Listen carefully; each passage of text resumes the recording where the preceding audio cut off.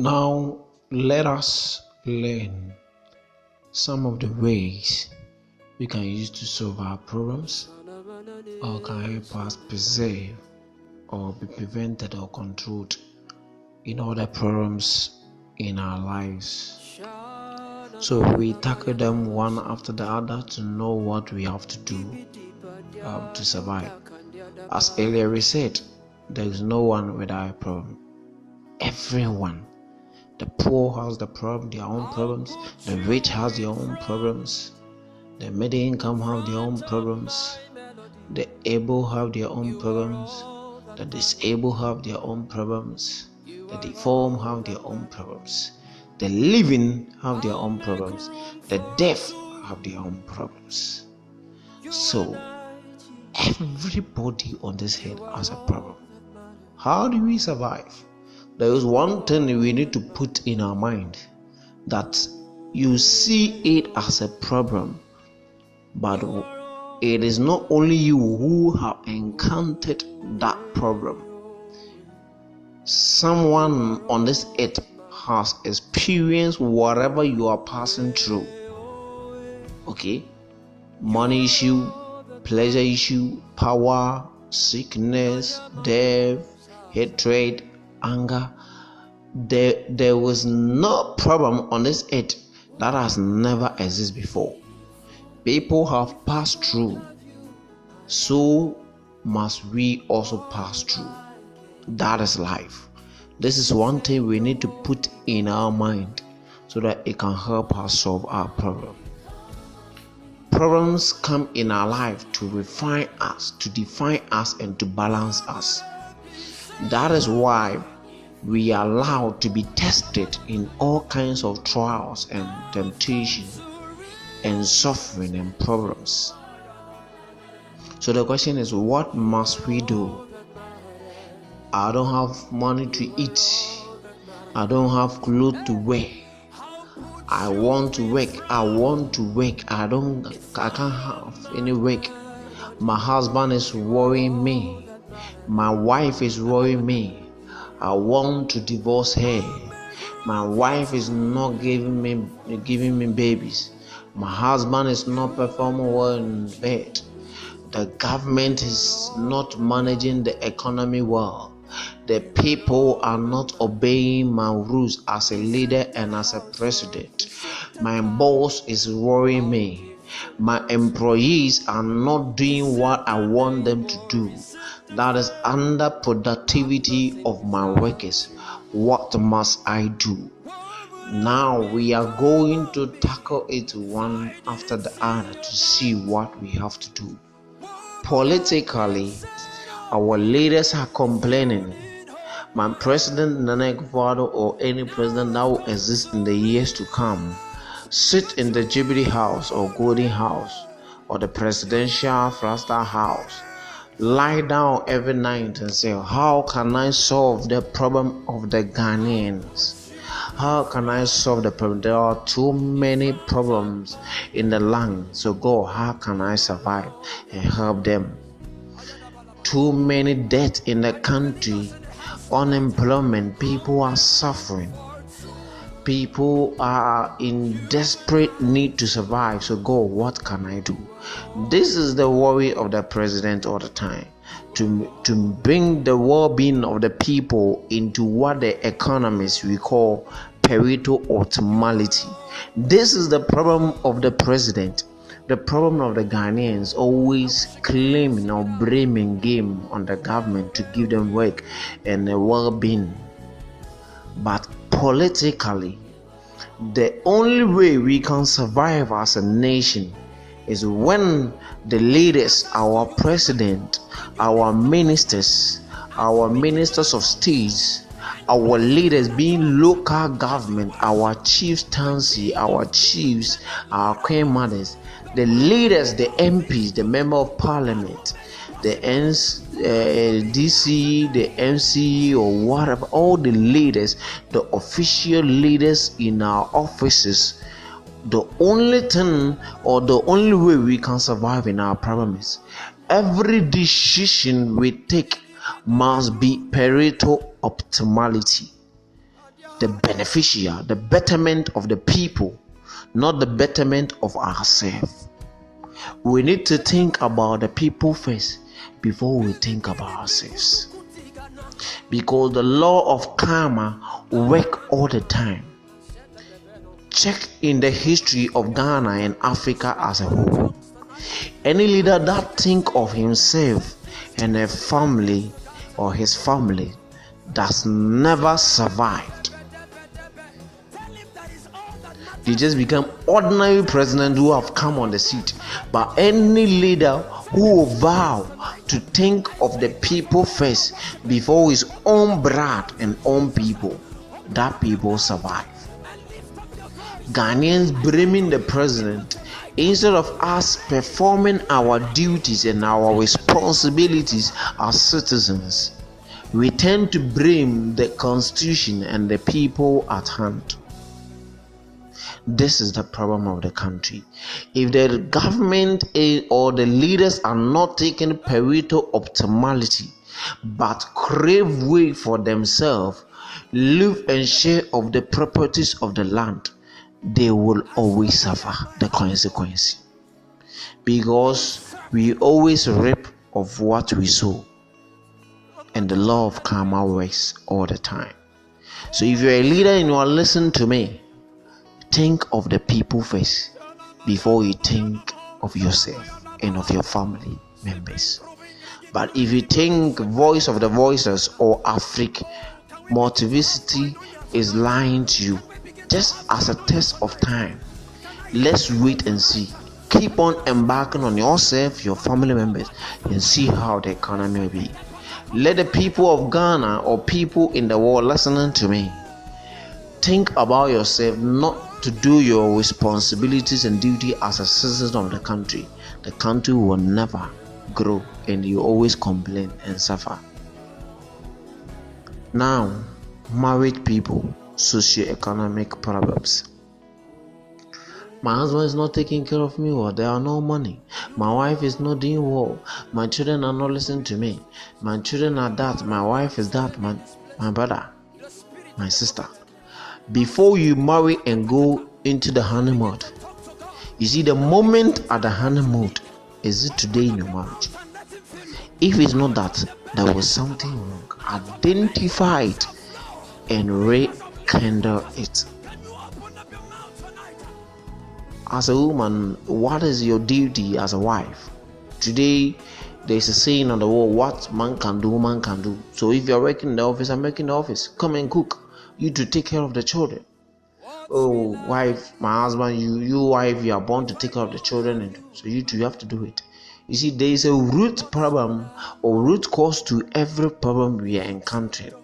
Now, as a married couple and a spouse, I'm advising you, before your honeymoon, the love moment, things you do to bring happy in the home, go back, take it away and kindle it. Other than that, you will keep on cheating on your wife or your husband. Other than that, there will be always quarrel and fight in the house. The question is, as a family, do you pray together? Do you study the Bible together? I always say, a family that do not pray together can never stand in unity. You don't pray together with your wife. You don't share the word of God. You only go to church on Sunday and just come office, then household choice and problem keep on coming. You don't pray together, so the enemy enter into the family. And the story, guys. That is why your children are not listening to you anymore. That is why your husband is cheating on you. That's why the wife is insulting you or cheating on you as well. Because the Spirit of God is in your family. You may be listening to me and you're not a Christian, but let's put Christian stuff away and talk as man and woman. So you see, you are not doing what husbands are doing. You are ignoring or violating your rules as a man of the house or as the woman of the house. You are not doing that, but you expect things to work well. In our Akan proverb, they used to say something that wherever you have to put what it has to be and you don't, it falls. So don't think that it will be magic for things to work if you are not performing your duty as a husband or as a wife. So sometimes you say, I'm performing all my duties, but my husband is not having time for me. I'm performing all my duties as my husband, but my wife does not respect me anymore. Are you sure? Are you sure? That's the question you should ask yourself. That's why I say go back to your honeymoon time. Go back to the time you were willing to propose to her and marry her. Go back to the time your husband was willing to welcome you as a wife and sees you to be happy. When your husband sees you, does he feel very happy? Your husband come and he just found his face. The wife sit there and just found his face. There's a problem in this family. Pray, other than that, divorce will be the end product of you. The youth in the country, the economical reason, unemployed. There is no work in the country, so what do? We invite the investor, I can't get work to do. You are lazy and you are not thinking. Think outside the box. Begin to use your brain to do something and take action. Stop talking ideologies and sitting down and blaming government. You blame government, or you involve yourself in evil, or you die being a lazy or unemployed person. Begin to use your brain to do something. Don't feel shy to involve yourself. There are gatherings selling porridge. There are gatherings selling on the road. There are gatherings involving themselves in sole proprietors. Don't wait for government or unemployment to come and take you by magic. No, it doesn't work that way. You apply for all the official work, but don't sit idle. Get something to do. Don't listen to what the people will say. So the youth involved in betting, there is only one question you ask yourself: how many will you get to win your wife or the family? You involve yourself in betting. When are you going to marry? You involve yourself in brother money. You see, when you get the money, you can't even use to do a proper things. You invest and then it collapses because the money do not come from the right source. So you need to work hard and seek the face of God. If you are not a Christian, this is a matter of being hard work and you make it in life. You think outside the box and you make it in life. You may be a truck driver and a mate. You get your money, what do? You go to the prostitution level, take prostitute and sleep with them. You have taken boyfriend, girlfriend, you are sleeping with them together, you are sleeping together. You see, let's imagine something. You and the lady has been sleeping, fornicating. Now you see, for how many years? 3-4 years. Now you are not married. Oh, this is the lady I'm married. When you marry, what is the dignity and the virtue of that marriage? You have just spoiled your body. And now, when you marry, because he or she was not certified, then that's where it comes with the problem that teaching and stuff come on. So the youth in the country begin to think outside the box and think maturity. Mate and total drivers, save. If you are a mate, very soon you tend to drive, or you're a driver, very soon you tend to station master. You're a station master, very soon you tend to Ministry of Transport, and you're a Ministry of Transport, very soon you be transferred to the government of the world. But you don't have a plan. You need to plan. You don't have a problem. That's why you don't have a plan. That's why we are all suffering. So this is what Voice of the Voiceless is trying to tell you, and I'll end it. There's no problem without solution. It is a problem to you because you are not taking any action. Go down on your knees, plan. God, this is my problem. My husband is my problem. My wife is my problem. My children are my problem. Children, my papa is my problem. My mama is my problem. My family is my problem. The government is my problem. The government is complaining. The people are my problem. You understand? The youth are complaining. The elderly are complaining. The unborn are complaining. The only thing complaining can never solve our problem is by action and hard working. Think outside the box and you become one of the trillionaires and the billionaires in the ground. I'll end it by telling you the thing you think is a problem. You can't give birth, so you are worrying. Go and ask the age of Sarah. It took 25 years. Abraham was 75. It took 25 years for a wife to get pregnant. Go and see last year a report that came, a Pentecostal member who has married for many years and there were no children, gave birth to how many children? 6 or 7.